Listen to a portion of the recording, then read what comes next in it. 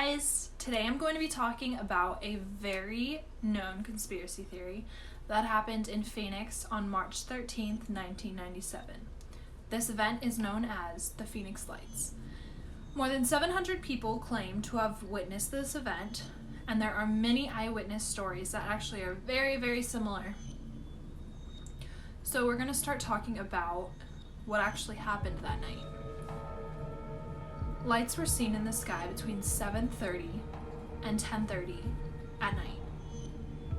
The event actually started near the Nevada state line and passed through Phoenix and made its way to the edge of Tucson. So this distance is roughly like 300 miles. There are two different distinct events. The first is that lights in the shape of a V formation were moving across this distance over time. And then the second account was that at some point, the lights were actually stationary above Phoenix. I'm gonna go into some of the eyewitness accounts. The first came in at roughly 7:55 p.m. from a man who lived in Henderson, Nevada.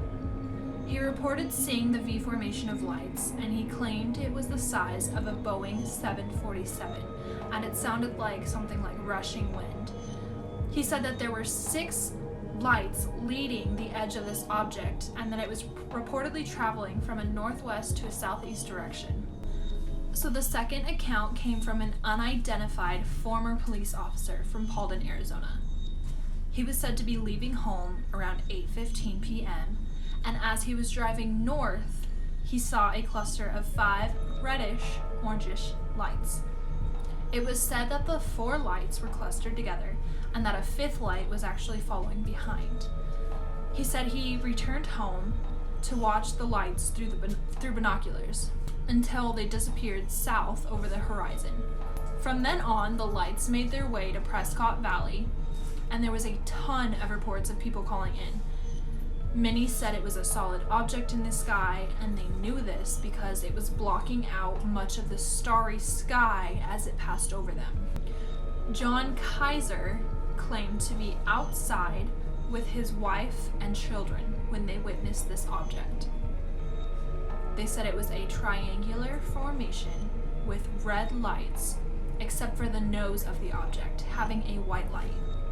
It passed right over them with absolutely no sound. It then disappeared into the night sky.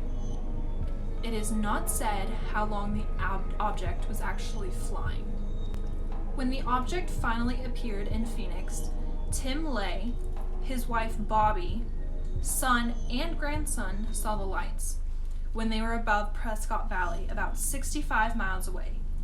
As they observed the lights, it seemed to be 5 distinct separate lights moving towards them. As 10 minutes passed by and the lights grew closer, they became an upside-down V shape. They said it looked like a 60-degree carpenter's square with 5 lights on it. They recall it moving so slow, it was like it was hovering silently. It then passed over them through Squaw Peak Mountain and was heading towards Phoenix Sky Harbor Airport. Bill Grenier, a cement driver, hauling a load down the mountain north of Phoenix, had this to say: "I'll never be the same. Before this, if anybody told me they saw a UFO, I would have said, yeah, and I believe in the Tooth Fairy. Now I've got a whole new view, and I may just be a dumb truck driver, but I've seen something that don't belong here." He claimed the lights hovered over Phoenix for more than 2 hours.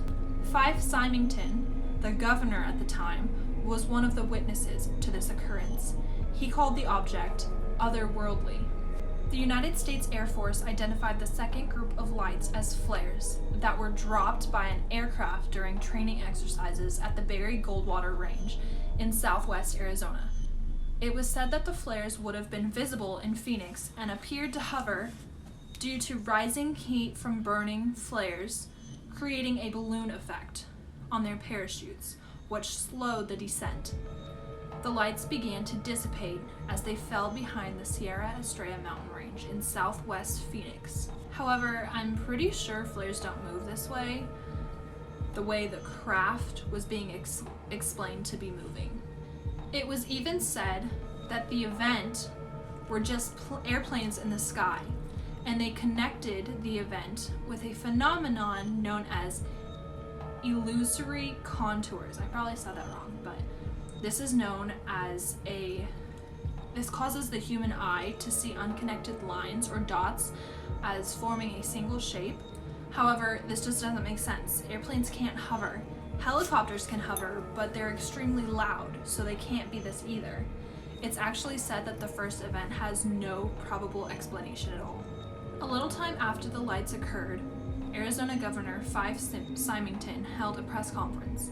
He stated they found who was responsible. However, on March 2007, Symington said that he had witnessed one of the crafts of unknown origin during the 1997 event. However, he never actually went public with this information. During an interview with Symington on the Daily Courier, he stated, "I'm a pilot and I know just about every machine that flies. It was bigger than anything that I had ever seen. It remains a great mystery. Other people saw it, responsible people. I don't know why people would ridicule it." He also went on to mention that it was an enormous and inexplicable. Who knows where it came from? A lot of people saw it, and I saw it too.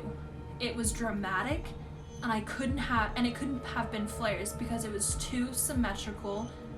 It had a geometric outline, a constant shape. He contacted the military to ask what the lights were, and he mentioned he was the governor of Arizona at the time. But the response the military gave was no comment. So there is no real explanation for this event. We're not sure what it could be. It could be extraterrestrials and UFO that the government is just hiding once again. Or do you believe that it's actually flares? Let me know down in the comments what you think, or even if you have any other idea of what you might believe it could be. I'm curious to know what exactly happened that night in 1997. Thanks for joining in again for this video, and I hope you enjoyed this conspiracy theory. I'm going to be changing it up a little bit, so stay tuned and go ahead and subscribe to my channel. That way you can get notified when I post a new video each week. Bye!